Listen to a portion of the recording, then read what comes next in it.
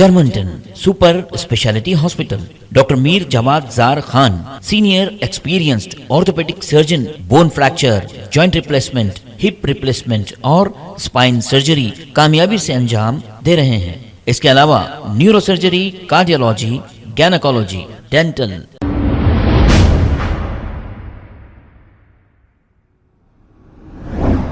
अस्सलाम वालेकुम नाजरीन, 7H न्यूज सच को रखे आपके आगे। फाहद मखसूसी ने चंद्रान गुट्टा के AIMIM के MLA अकबरुद्दीन अवैसी को अपनी तनकीद का निशाना बनाते हुए ये कहा कि अकबरुद्दीन अवैसी असेंबली में कुछ सवाल उठा रहे हैं, जैसे 12% रिजर्वेशन का उन्होंने तो नहीं दिया, क्या तुम दोगे, अब ये पूछ रहे हैं। और फिर आलेर इनकाउंटर के बारे में अब की मौजूदा हुकूमत सिर्फ 10 से 15 दिन हुए हैं इस हुकूमत को आए हुए, अकबरुद्दीन यहाँ पर सवाल कर रहे हैं। तो इस पर फाहद मखसूसी ने इन्हें बहुत ही करारा जवाब दिया है। आइए देखते हैं ये रिपोर्ट। अस्सलाम वालेकुम रहमतुल्लाहि व बरकातहू। दोस्तों, मैं फाहद मखसूसी। बहरहाल थोड़ा सा मैं जो है ना मसरूफ रहने की वजह से क्या चल रहा है इंटरनेट पे अपडेटेड नहीं रह रहा हूँ, बट अभी एक वीडियो देखा, बड़ी हंसी आई देखने के बाद। असेंबली के अंदर हमारे जो है ना छोटे साहब यानी अकबर साहब बड़ी बेहतरीन स्पीच दी है। तो वो देखने के बाद मुझे याद आया, उससे पहले भी मैं उनकी देखा 12% रिजर्वेशन के ताल्लुक से पूछ रही। फिर एक सेशन में मेरे ख्याल से आप क्या बोलते आलर एनकाउंटर के बारे में पूछ रहे हैं, वफ़ के ज़मीनों के बारे में पूछ रहे हैं, CBCID की इंक्वायरी के बारे में हम बोले थे, वो बोले थे बोल के बोल रहे हैं। अरे भाई, यानी मेरे को वही किस्सा याद आ गया जो बचपन में जब हम स्कूल में थे तो हम जो है ना स्कूल क्या यानी एक स्कूल कैप्टन था हमारा।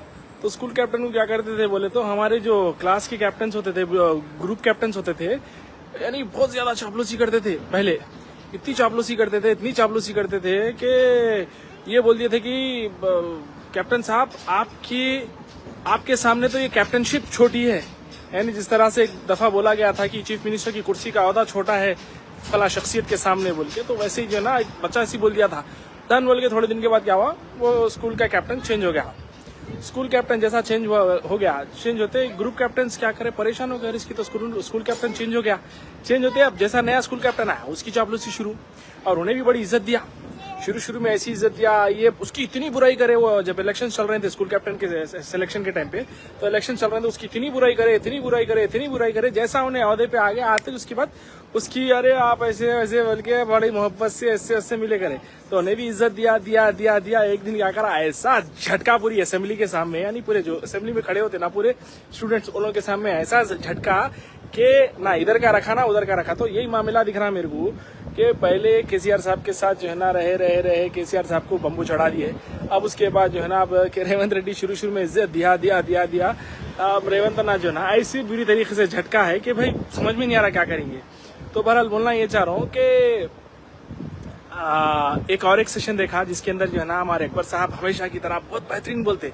तो इस बार भी उन्होंने क्या बोले, हाथों पे जो है ना हाथों पे सांपों को बिच्छुओं को दूध पिला लेंगे, मगर जंगलों का रुख कर लेंगे, लेकिन बीजेपी के साथ जो है ना बाबरी मस्जिद की शहादत करने वालों के साथ नहीं देंगे। बल्कि बोले भाई आप बोलो नको बोलो कुछ भी बोलो, आप लोग बी टीम है। AIMIM is B team of BJP, ये बात तय है एक। और दूसरी बात ये है कि सांपों को बिच्छुओं को पानी पिलाएंगे तो वो जहरीलों को अगर दूध पिलाएंगे तो लगा जो है ना मर जाएंगे।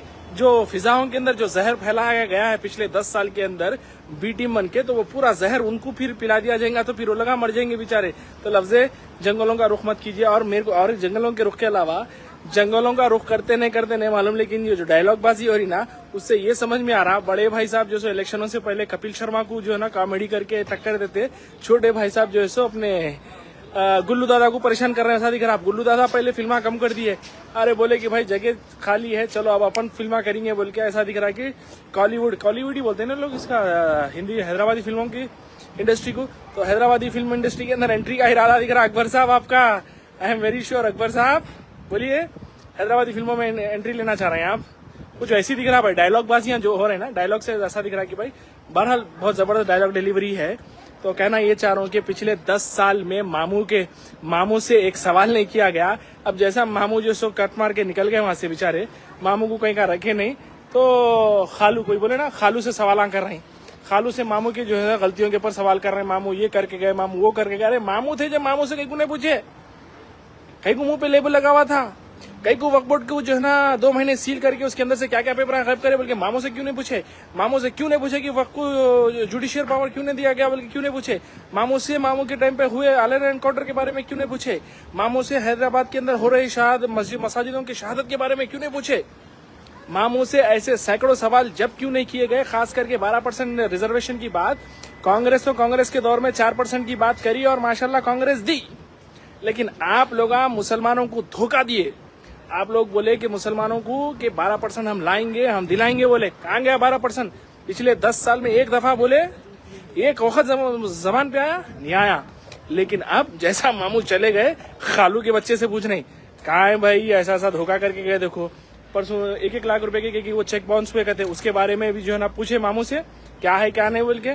बहरहाल ये बड़ी शर्मिंदगी की बात होनी चाहिए उन तमाम लोगों को जो इस धोखेबाज जमात को सपोर्ट करते हैं और सपोर्ट कर लेते आए हैं।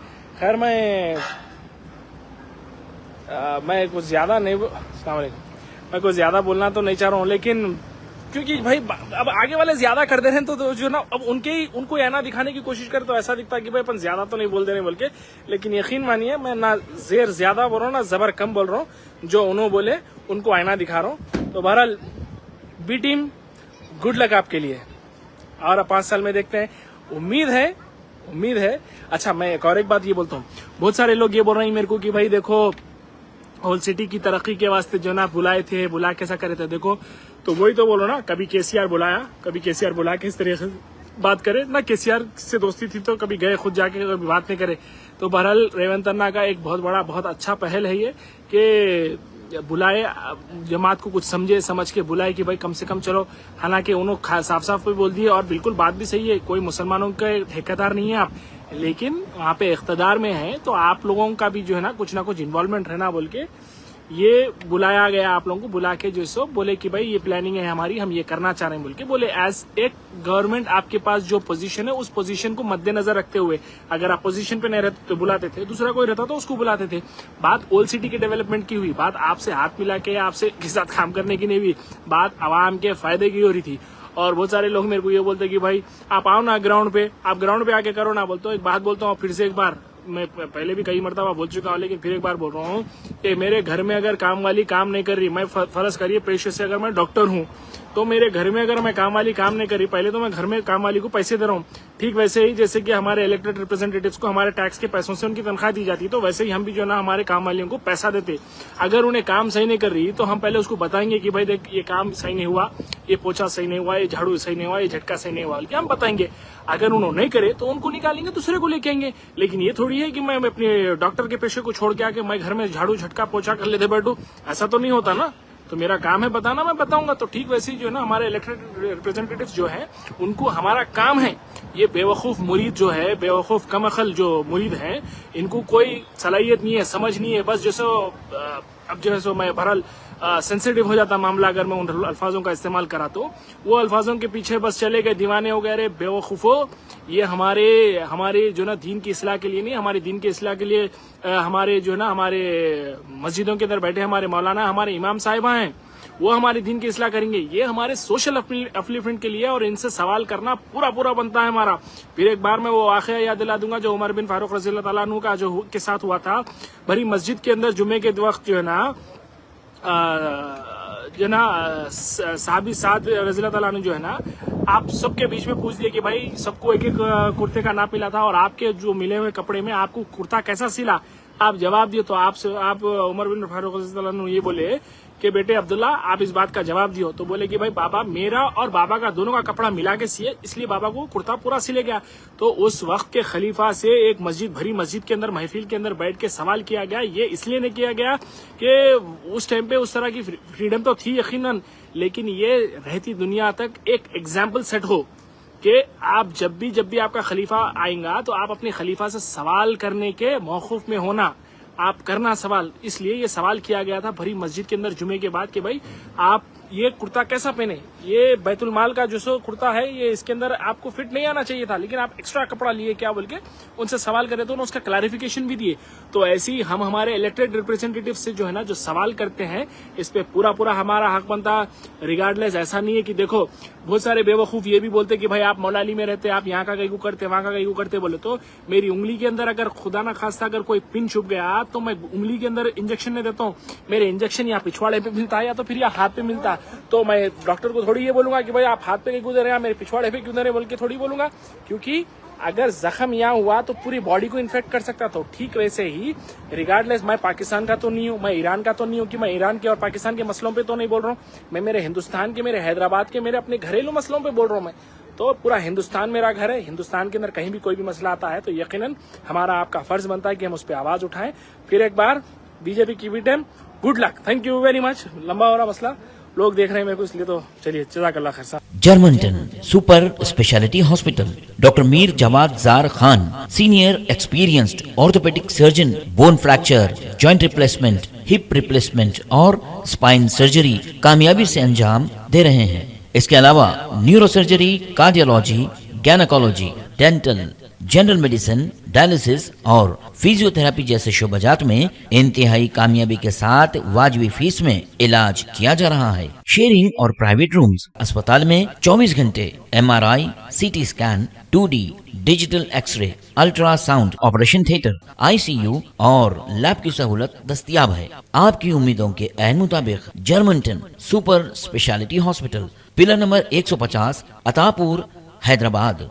खबर है शहर की, खबर है गाँव की, खबर है सारी दुनिया की। 7H न्यूज पसंद आए तो लाइक कीजिए, शेयर कीजिए और सब्सक्राइब करना ना भूलें। 7H news.